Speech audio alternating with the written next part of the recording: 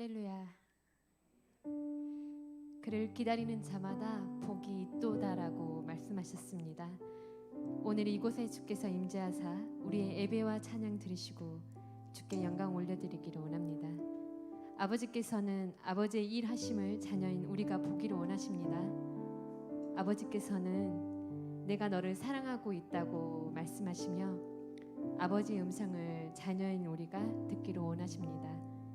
예수 그리스도를 늘 우리와 함께 하시고 우리를 보호해 주십니다. 우리가 의지해야 하는 분은 오직 예수 한 분뿐입니다. 내가 매일 주와 함께 기쁨의 승리를 누리기를 바라며 찬양하며 이 시간 나아가기를 원합니다.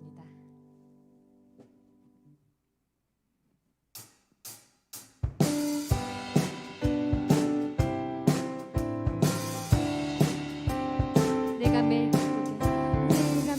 기쁘게 술래기가 된 주의 발이 나를 양보하며 내가 주의 큰 복을 받는 참된 비결은 주의 영이 함께하니라. 내가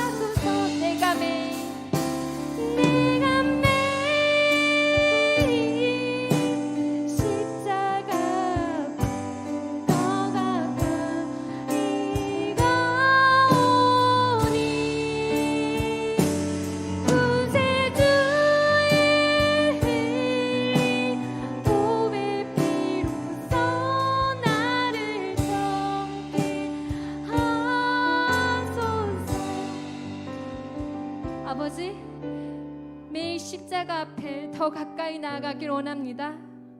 나를 정케 하시고 사랑 주심에 감사합니다. 들을 귀가 있는 자는 들을지어다. 듣고 깨닫는 자가 되라고 하십니다. 아버지의 말씀으로 승리하고 동행하는 삶을 살아내기를 원하오니 우리를 용서하시고 회복시켜 주옵소서. 이 시간 주여 한 번 외치고 아버지께 더욱 나가기를 원합니다. 주여!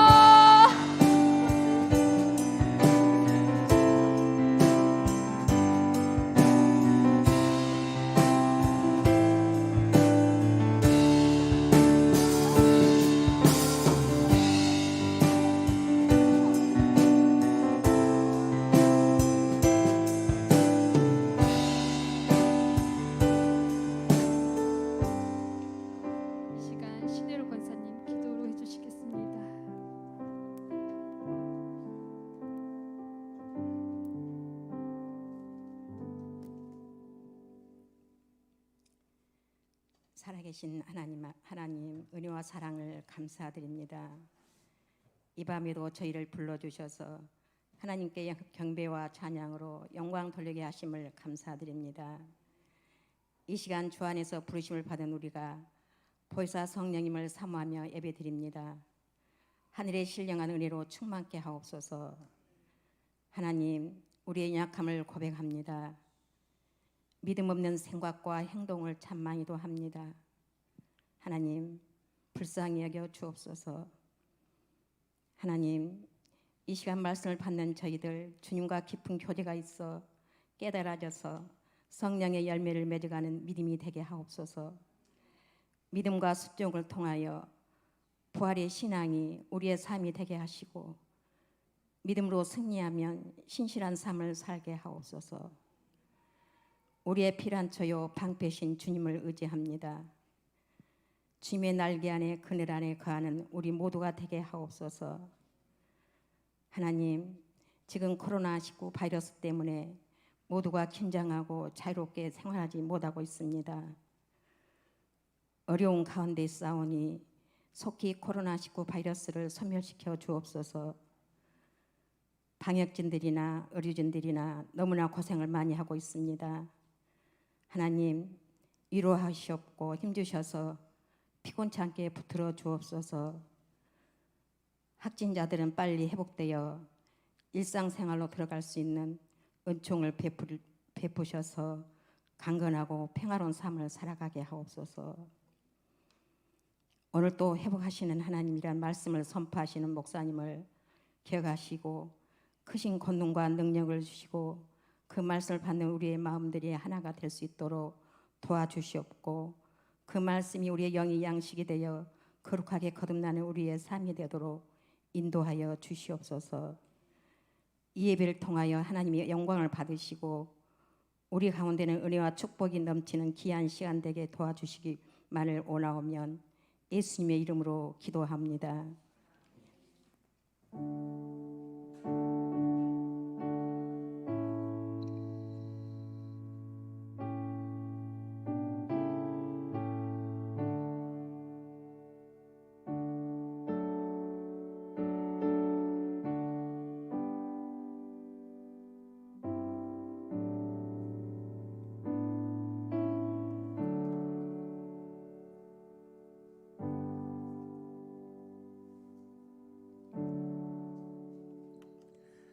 감사합니다. 우리 같이 볼 말씀은 에스겔 34장 11절로 16절 말씀입니다. 에스겔서 34장 11절로 16절 말씀. 단절씩 교도가시고 마지막 절은 같이 읽도록 하겠습니다. 주 여호와께서 이같이 말씀하셨느니라. 나 곧 내가 내 양을 찾고 찾되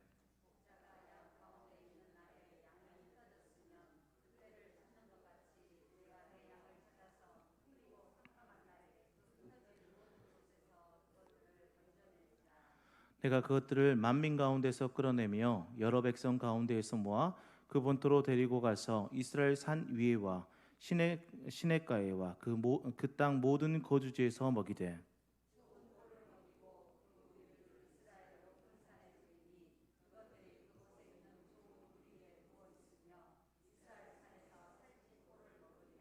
내가 친히 내 양의 목자가 되어 그것들을 누워 있게 할지라. 주 여호와의 말씀이니라. 그 잃어버린 자를 내가 찾으며 쫓기는 자를 내가 돌아오게 하며 상한 자를 내가 싸매 주며 병든 자를 내가 강하게 하려니와 살찐 자와 강한 자는 내가 없애고 정의대로 그것들을 먹이리라. 아멘. 자, 오늘은 회복하시는 하나님에 대해서 우리 같이 말씀을 나눴으면 좋겠습니다. 코로나19 바이러스가 이제 좀 주춤한 것 같아요. 엊그저께는 확진자가 9명이 나왔고 어제는 또 11명이 나왔더라고요. 그래서 점점 주춤하고 또 회복하는 것 같은데, 그래도 끝까지 우리가 또 사회적 거리두기와 여러 가지 활동들을 통해서 그것들이 완전히 해결될 수 있도록 여러분들이 같이 기도하며 나갔으면 좋겠습니다.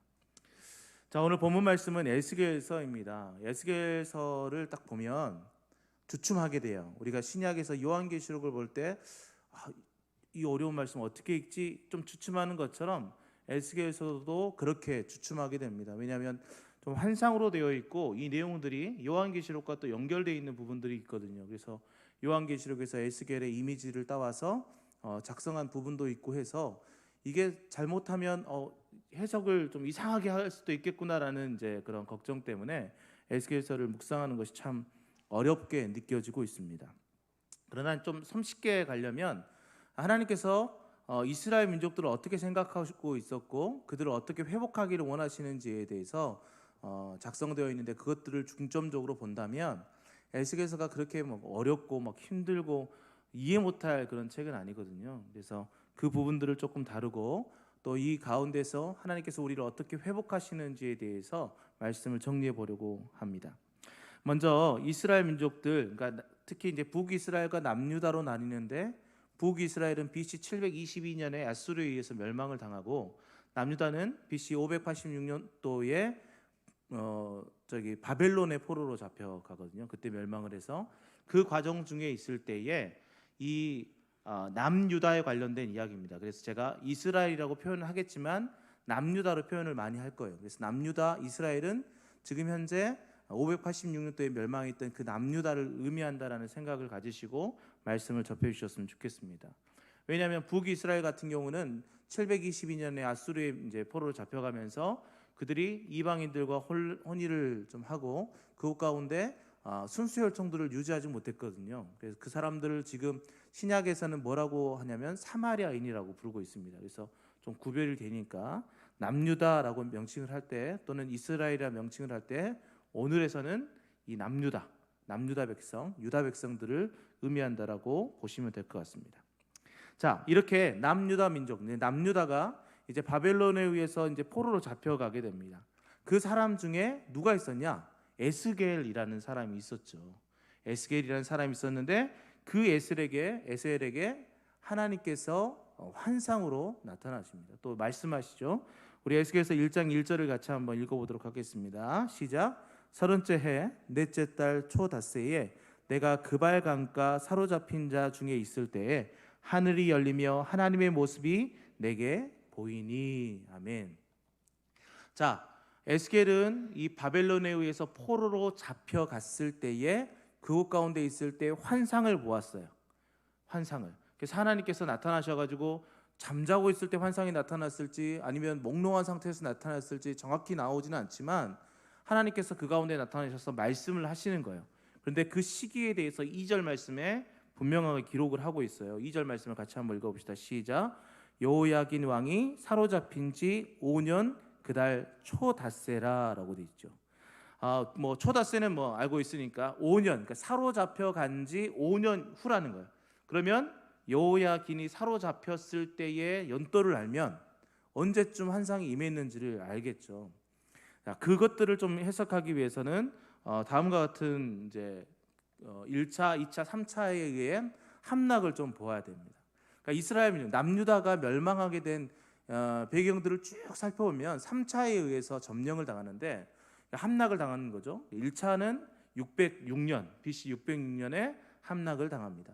근데 제가 연도를 지금 계속 얘기하고 있는데 이 연도는 1년에서 2년 정도의 오차 범위는 있습니다. 왜냐하면 어떤 서신에서는 605년이라고 표현하기도 하고 어떤 곳에는 606년이라고 하는데 통상 606년으로 보고 있거든요. 그래서 606년으로 보도록 하겠습니다. 그래서 BC 606년에 첫 번째 함락을 당하죠. 그리고 나서 2차 함락을 BC 597년인데 우리가 지금 보았던 여호야긴 왕이 사로잡혀 갈 때가 언제냐? 바로 이 2차 함락될 때 597년도입니다. 그러니까 완전히 이스라엘 남유다가 멸망하지 않을 때죠. 3차 함락은 BC 586년도인데 이때는 어떤 사건이 있었냐면 예루살렘 성이 무너졌습니다. 그러니까 예루살렘 성이 허물어진 거죠. 그러니까 이때는 나라도 멸망했지만 종교적으로도 모든 것들이 다 무너졌다고 해서 남유다의 멸망을 586년으로 잡고 있습니다. 자, 이렇게 세 차례의 함락을 당하고 핍박을 당하는 그 가운데에서 중간에 있었던 597년도에 2차 함락을 당했을 때 이 여호야김 왕이 포로로 잡혀가죠. 그로부터 5년 후니까 그것을 계산하면 쉽겠죠. 자, 이렇게 포로로 잡혀갔던 이 남유다에 대해서 하나님께서는 뭐라고 말씀하시냐면 70년 후에 내가 다시 회복시키겠다라고 말씀하십니다. 그래서 포로로 잡혀갔던 이들이 70년 만에 다시 돌아올 것을 약속하시죠. 예레미야 29장 10절 말씀입니다. 같이 한번 읽어보겠습니다. 여호와께서 이와 같이 말씀하시니라. 바벨론에서 70년이 차면 내가 너희를 돌보고 나의 선한 말을 너희에게 성취하여 너희를 이곳으로 돌아오게 하리라. 아멘. 자, 남유다가 이제 포로로 잡혀갔을 때 다시 이들이 돌아올 것을 이야기하고 있죠. 회복할 것을 이야기하고 있습니다. 그런데 몇 년 만에 돌아온다는 거죠? 70년 만에 돌아온다는 거예요. 이스라엘 민족들이 남유다가 포로로 잡혀갔다가 70년 만에 돌아올 것을 이야기합니다. 그런데 아까 우리가 1차 함락, 2차 함락, 3차 함락 했을 때 3차가 586년도였거든요. BC 586년도에 예루살렘 성이 함락되고 이때를 남유다의 완전한 멸망이라고 얘기합니다. 그런데 이렇게 포로로 잡혀갔던 이들이 언제 돌아오냐면 536년도에 돌아옵니다. 536년도. 자, 그럼 계산해 보겠습니다. 우리가 이제 586년도에서 536년도에 돌아왔으니까 몇 년 만에 돌아온 거죠? 50년 만입니다. 50년. 70년이 아니네요. 이렇게 생각이 되는 거죠. 근데 우리가 잘 생각해 보면 1차 함락이 언제 됐었죠? 606년. 606년에서 536년을 빼보면 70년이 되는 거예요. 그래서 1차로 함락됐을 때와 1차로 포로 귀환했을 때의 연도가 70년 만이죠. 그러니까 하나님은 그 70년을 정확히 지키시고 이스라엘 민족을 돌아오게 하셨어요. 이걸로 끝나지 않습니다. 이들이 이제 예루살렘 성전이 무너졌으니까 이제 1차로 귀환했던 이 스룹바벨과 또 여호수아 여러 사람들이 있는데 그 사람들이 처음에 왔을 때 뭘 했을까요? 성전을 지었겠죠. 그래서 스룹바벨 성전이라는 성전을 짓습니다. 근데 성전을 지은 연도가 언제냐면 516년입니다. 그러니까 536년도에 포로 귀환을 했다가 20년 만에 성전을 완공해요. 그럼 예루살렘 성전이 무너졌던 586년도에서 스룹바벨 성전이 지었던 516년을 빼면 70년입니다. 성전이 무너졌던 그 시기부터 시작해서 다시 스룹바벨 성전이 지어졌던 그 기간까지도 70년으로 이게 딱 떨어지는 거죠. 제가 왜 이 이야기를 드리려고 하냐면 하나님은 치료하시겠다, 회복하시겠다라고 말씀하시는 것은 반드시 지키신다라는 거죠. 신실하신 하나님께서 그것을 기가 막히게 인도하시는 거예요. 71년이 될 수 있고 75년이 될 수 있고 80년이 될 수 있음에도 불구하고 이 70년이라는 시간들을 정확히 지켜가는 모습들을 통해서 야, 하나님 정말 신실하시구나. 우리는 그것들을 깨달을 수 있습니다. 자, 어찌됐든 지금 여기에서 중요한 것은 2차 함락 때 이제 여호야긴 왕이 사로잡혀 갔을 때 에스겔도 함께 사로잡혀 갔습니다. 그때 사로잡혀 갔을 때 그곳 가운데 사람들이 모여서 살았습니다. 그래서 그발강가라는 곳이 있는데 그곳에서 모여 살고 있을 때 하나님의 환상이 그에게 임하고 있는 것이죠. 자, 그렇게 임했을 때 하나님께서는 크게 세 가지의 주제를 가지고 에스겔에게 이야기를 했어요.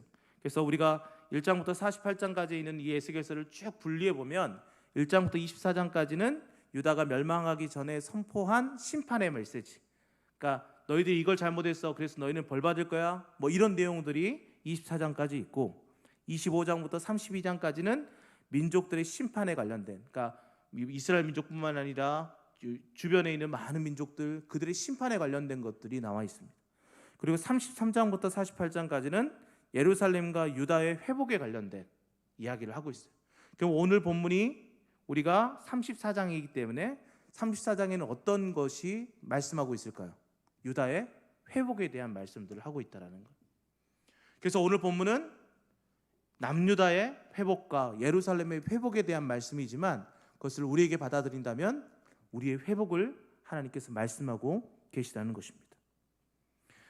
이 34장을 1절부터 쭉 읽어나가다 보면 눈에 띄는 단어가 있습니다. 그 단어가 뭐냐면 목자라는 단어입니다. 목자. 이 목자라는 단어가 계속해서 나오는데 성경에서는 목자에 대한 이야기들이 많이 있죠. 시편, 우리가 잘 알고 있는 시편 23편 말씀과 또 요한복음 10장의 말씀에 보면 여호와는 나의 목자시다. 그리고 예수 그리스도는 선한 목자다라고 얘기하고 있습니다. 그래서 우리가 성경에서 볼 때 이 목자는 누구에게 우리가 호칭을 많이 붙이고 있죠? 바로 하나님, 또 하나님이신 예수님, 합치면 그냥 하나님인 거예요. 하나님께 우리의 목자 되신다라고 얘기를 하고 있죠. 특별히 예수 그리스도는 하나님께로 나아가는 그 길에 우리의 목자 되신 것입니다. 그런데 이런 하나님께서, 또 이런 예수님께서 그냥 본인이 목자가 되셔서 모든 사람들을 다 이끌어가면 좋겠지만 하나님께서 택하셔서 부름받은 사람들을 통해서 그 양들을 이끌어가길 원하시는 거죠.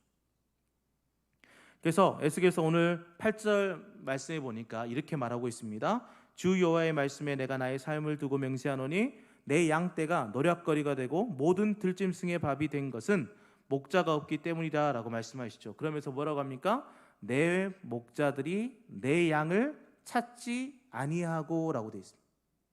내 목자들이, 그건 무엇입니까? 하나님께서 이스라엘 민족의 목자를 세워줬다라는 거죠. 목자들. 요한복음 20장 21절 말씀에도 이렇게 이야기하고 있습니다. 아버지께서 나를 보내신 것 같이 나도 너희를 보내겠다라고 얘기하고 있어요. 이것은 무엇을 의미할까요? 하나님께서 이 세상 사람들에게 목자를 세우셨다라는 거죠. 그럼 그 목자가 누굴까요? 우리 교회에서는 담임 목사님이 되시겠죠. 그럼 여러분들 가정에서는 여러분들이 되시겠죠. 그 말은 무엇입니까? 예수 그리스도를 믿는 모든 사람들은 하나님의 목자로서 양들을 이끌어가야 될 사명이 있다라는 것입니다. 누구는 목자고 누구는 양이고 우린 다 양입니다. 다 기본적으로 양이에요. 그러나 그들을 이끌 목자들을 세워주셨다는 것을 우리는 기억해야 됩니다. 그래서 우리는 목자 되신 예수 그리스도의 대리인으로서 하나님이 우리에게 맡겨주시는 그 양들을 이끌어가야 될 역할들을 감당해야 돼요. 그래서 그 사람들을 그리스도인이라고 칭하고 먼저 그리스도인이 된 사람들, 먼저 예수 그리스도를 믿는 사람들을 목자라고 표현해도 무방할 것 같아요. 그래서 우리에게는 그런 양들이 있습니다. 그래서 그 양들을 우리가 잘 이끌어가는 것이 우리에게 주어진 사명임을 우리는 다시 한번 생각해야 됩니다. 자, 다시 본문으로 들어가서 그러면 본문에서 목자는 누굴까요? 그들을 이끌어가는 종교 지도자들, 또 정치를 담당했던 위정자들이겠죠. 그 사람들이 리더로서의 역할들을 잘 감당해서 그 양들을 이끌어갔다면 이스라엘 민족은, 남유다는 절대로 멸망하지 않았을 것입니다. 그 이스라엘의 목자들, 위정자들, 정치, 종교 지도자들은 어떤 잘못을 했을까? 오늘 본문 3절 말씀은 이렇게 이야기하고 있습니다. 같이 한번 읽어보겠습니다. 시작. 너희가 살찔 양을 잡아 그 기름을 먹으며 그 털을 입되 양떼는 먹이지 아니하는도다. 아멘. 양떼를 먹이지 않는데요. 그 목자들, 그 세상의 목자들이 잘못했던 것이 무엇입니까? 양떼를 먹이지 않았어요. 먹이지 않을 뿐더러 그들은 무엇을 했습니까? 살찔 양을 잡아가지고 그 기름을 먹었대요. 내 표현이 그 양을 잡아먹었다라는 표현도 되지만 원어상으로 보면 그 양을 팔아가지고 기름진 것을 먹었다라고 표현하기도 합니다. 뭐 어찌됐든 하나님께서 맡겨주신 그 양들을 버리는 행위죠. 살인하는 죄입니다. 그리고 또 무엇을 합니까? 그 털을 입되 양떼를 먹이지 않았다. 그 털을 입었다라고 하죠. 1년에 한 차례씩 양의 털을 깎습니다. 그럼 그것은 공동의 소유가 되죠. 그러나 그것을 자의적으로 해서 입었다라는 것은 도둑질한 겁니다. 자기 마음대로 그것을 도둑질한 거죠. 하나님께서 양들을 우리에게 맡겨주셨음에도 불구하고 그 양들을 돌보고 먹이지 않고 그들을 더욱더 피폐하게 그들의 모든 것들을 다 빼앗아 버리는 그런 행위들을 이 이스라엘 백성들, 특별히 위정자들이 했다라는 것이죠. 사랑하는 성도 여러분, 우리는 양들에게 그러면 어떤 의무를 해야 될까요? 우리는 그들을 먹이는 것을 해야 돼요. 그리고 그들을 이끌어가는 행동을 해야 돼요. 그래서 영적으로 양육하고 그들을 이끌어가는 삶들을 살아가야 되는데 어디로 이끌어가야 되냐? 요한복음 10장 4절 말씀에 이렇게 이야기하고 있습니다. 자기 양을 다 내놓은 후에 앞서가면 양들이 그의 음성을 아는 거로 따라온다라고 얘기하고 있죠. 목자가 이야기를 하면 양들은 그 목자들을 따라가게 되어 있습니다. 그렇다는 것은 뭐예요? 예수님의 음성을 듣고 그 예수님의 음성을 들음으로 인해서 그 양들은 따라가게 되어 있잖아요. 그러면 우리가 양들에게 어떤 것을 알려줘야 될까요? 예수님의 음성이 어떤 음성인지, 예수님의 삶이 어떤 삶인지 알려줘야 되는 거죠. 우리를 각인시키는 것이 아니라 예수 그리스도를 드러내는 삶들을 살아가야 됩니다.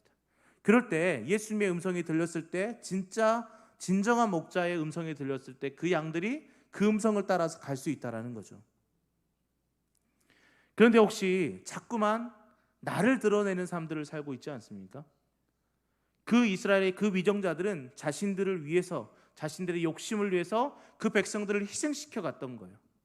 우리는 그런 목자가 되지 않았으면 좋겠습니다. 그래서 많은 사람들에게 우리는 어떤 삶을 살아야 될까요? 본이 되는 삶을 살아야 되겠죠.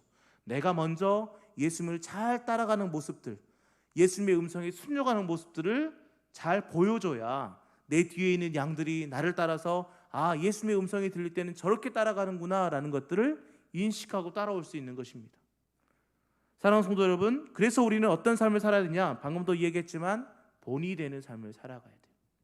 예수님의 음성에 순종하는 삶. 그렇게 살지 못할 때 오늘 본문 4절 말씀에는 뭐라고 되어 있습니까? 너희가 그 연약한 자를 강하게 아니하며 병든 자를 고치지 아니하며 상한 자를 싸매 주지 아니하며 쫓기는 자를 돌아오게 하지 아니하며 잃어버린 자를 찾지 아니하고 다만 포악으로 그것들을 다스렸다라고 얘기하고 있죠. 그렇게 하지 않을 때 우리의 양들은 죽음의 길로 가고 있는 것입니다. 그것뿐만이 아닙니다. 맡겨둔 그 양들도 똑같이 그렇게 되는 거죠. 우리는 에스더서 이야기를 알고 있죠. 에스더서의 이야기를 알고 있는데 이 에스더가 이 민족들을 구원하기 위해 왕 앞에 나아가야 되는 그런 시간들이 됐어요. 근데 그 사촌 오빠인 모르드게가 야, 네가 가야 된다. 네가 이때를 위해서 네가 그 왕비가 된 것이 아니냐라고 얘기를 했어요. 그때 에스더의 마음속에 어떤 마음이 있었어요? 좀 두려웠어요. 제가 왕 앞에 가지 않았던 것이 여러 있었습니다. 그래서 좀 가기가 두렵습니다. 그때는 함부로 갔을 때 잘못하면 왕비라도 죽임을 당했거든요. 그때 모르드게가 했던 말이 우리에게는 귀감이 됩니다. 에스더 4장 14절 말씀 같이 한번 읽어보겠습니다. 시작. 이때에 내가 만일 잠잠하여 말이 없으면 유다인은 다른 데로 말미암아 노임과 구원을 얻으려니와 너와 내 아버지 집은 멸망하리라. 내가 왕후의 자리를 얻은 것이 이때를 위함이 아닌지 누가 알겠느냐 하니. 아멘. 여기서 분명히 얘기하고 있죠. 이 유다인, 이 사람들은 다른 것으로 인해서도 구원을 받을 수 있다. 하나님은 반드시 구원하실 것이다. 하나님 반드시 그들을 회복시키실 것이다. 그런데 네가 그걸 하지 않으면 너와 내 집이 멸망할 거야 라고 얘기하는 거예요. 하나님이 우리에게 목자의 직무를 맡겨주시고 양들을 잘 케어해서 이끌어갈 수 있게 하시는 이유는 우리에게 복을 주시기 위함입니다. 우리에게 평안을 주시기 위함이고 우리에게 감사함이 넘치게 하기 위함이죠.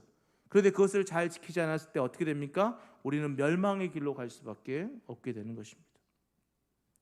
그러나 두려워하지 마십시오.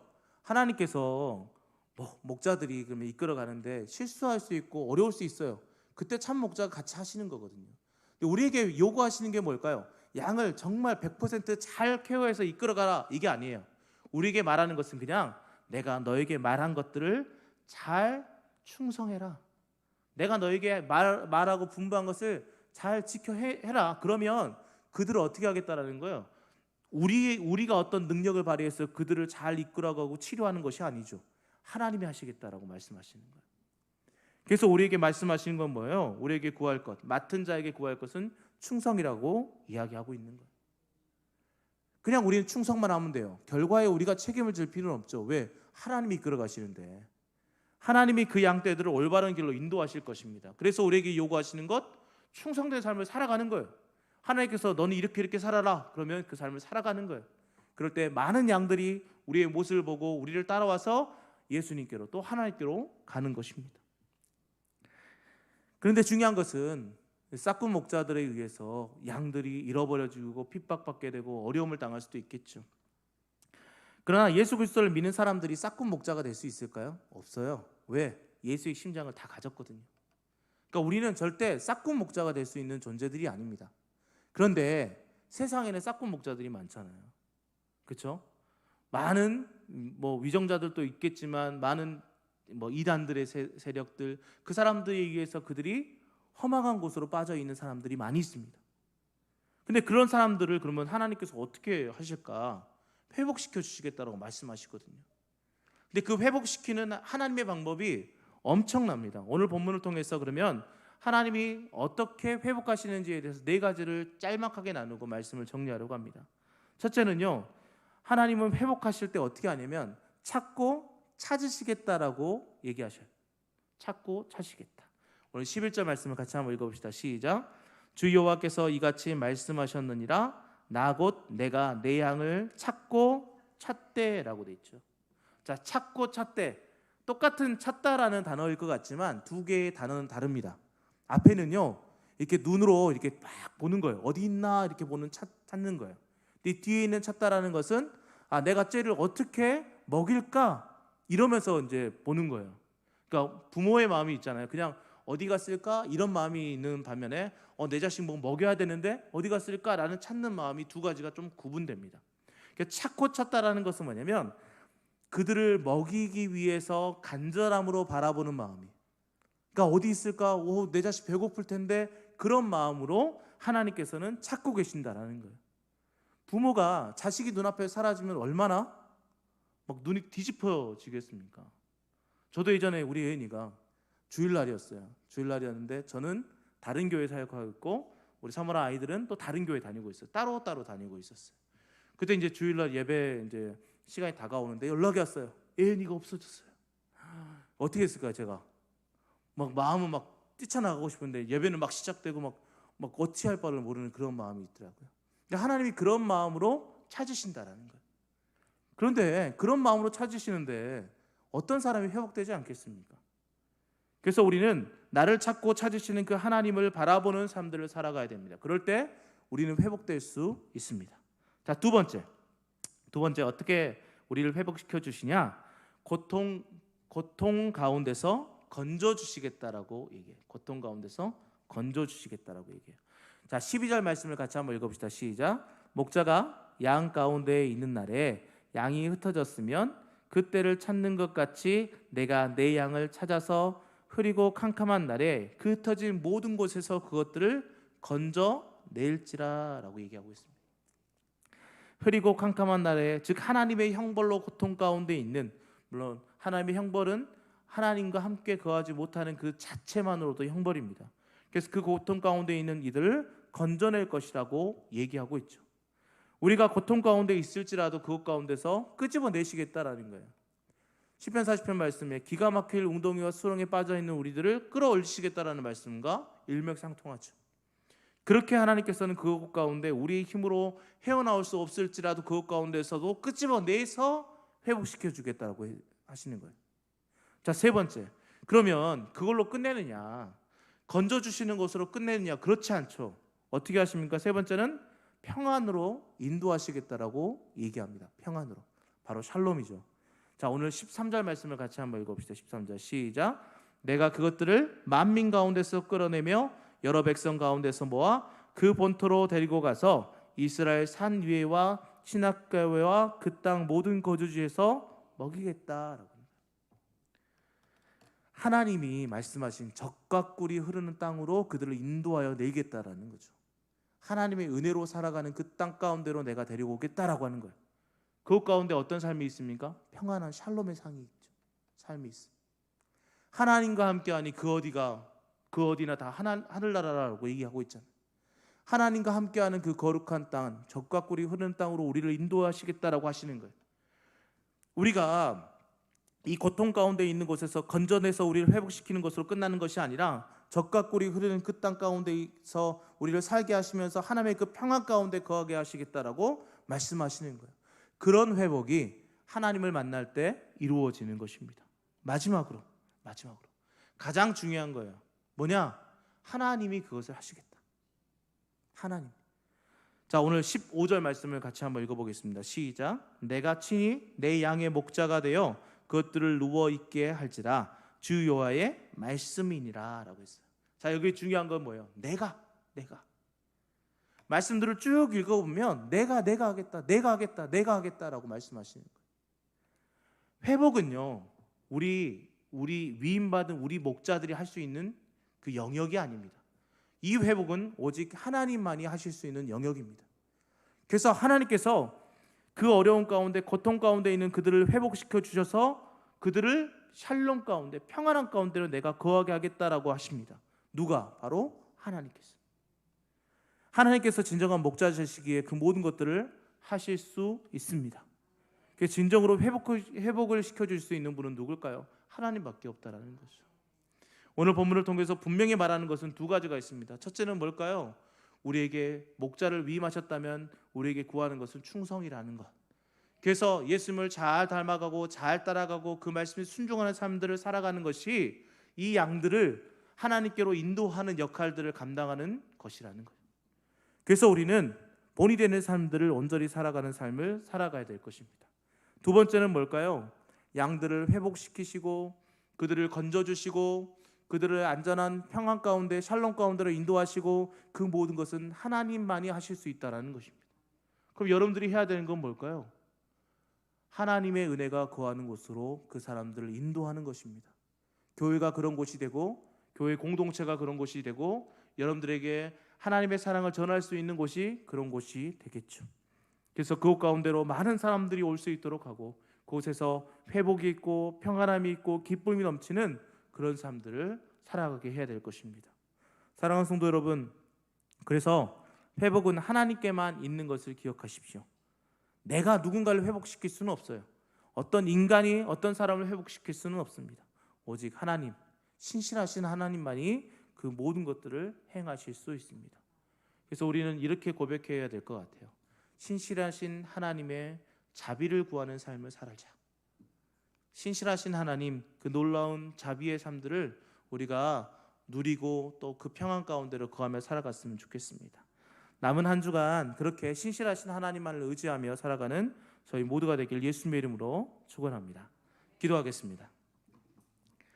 사랑의 하나님, 하나님은 신실하신 하나님이십니다. 그래서 우리를 회복시키겠다라고 말씀하셨습니다.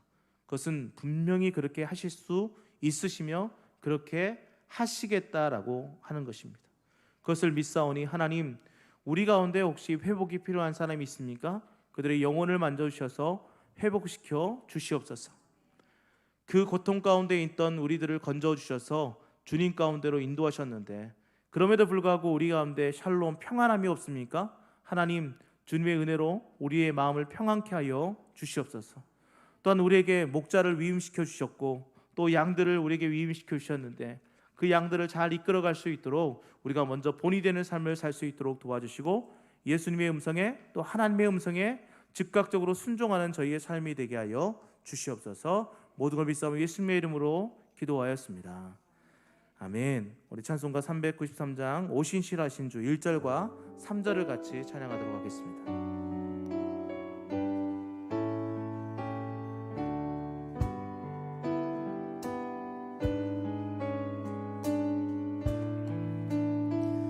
우리 가사를 잘 묵상하면서 찬양합시다. 오신실하신 주, 오신실하신 주, 내 아버지여, 늘 함께 계시니 들여먹네. 그 사랑 변찮고 날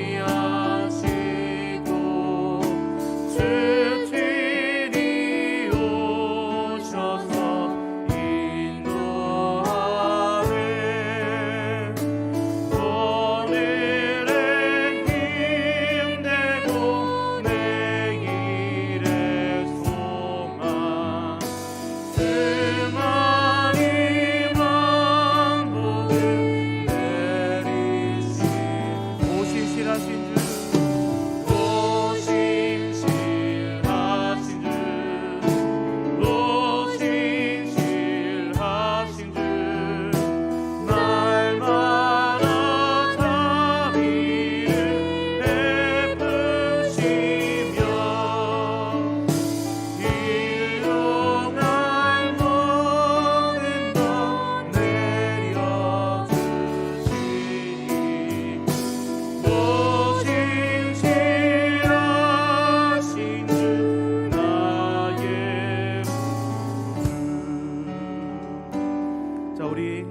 말씀을 붙잡고 기도합시다. 회복을 시키시는 분은 오직 우리 하나님밖에 없습니다. 혹시 회복이 필요하십니까? 그러면 하나님께 온전히 구하십시오. 하나님은 찾고 찾으며 우리를 그 수렁에서 건져주시며 우리를 평안함으로 샬롬 가운데로 인도하실 줄 믿습니다.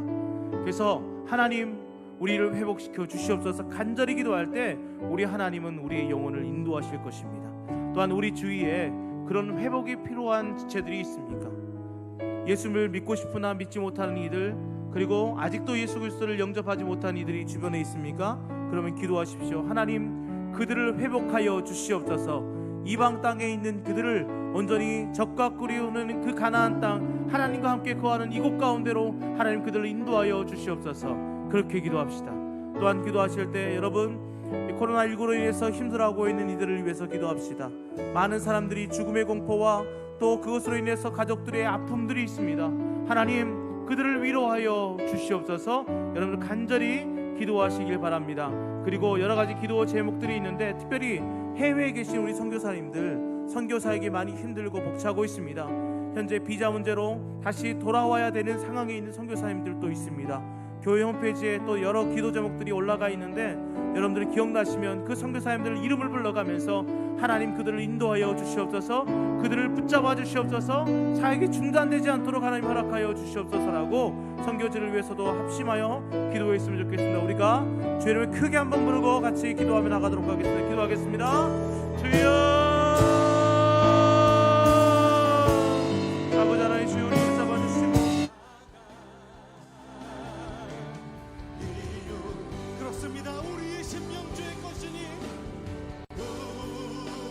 우리의 심령 주의 것이니 아멘. 당신의 영상 당신의 영상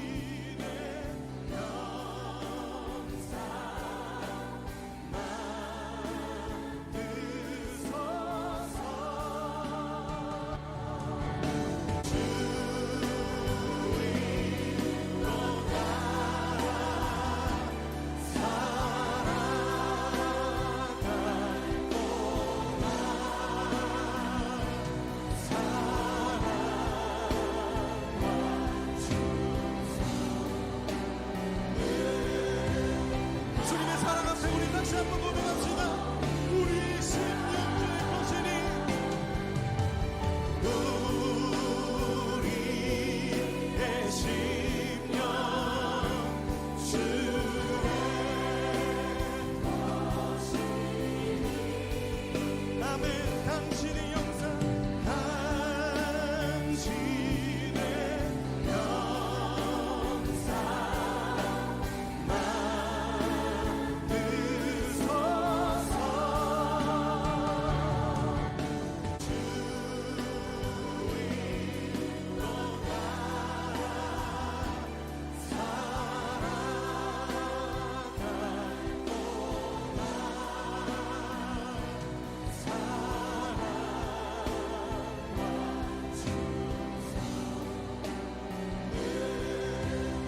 주님의 사랑 앞에 우리 다시 한번 고백합시다.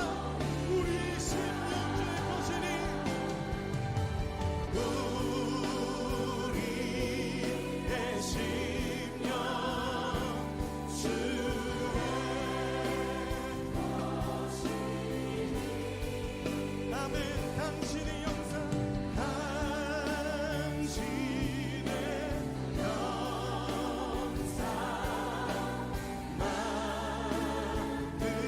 만드소서.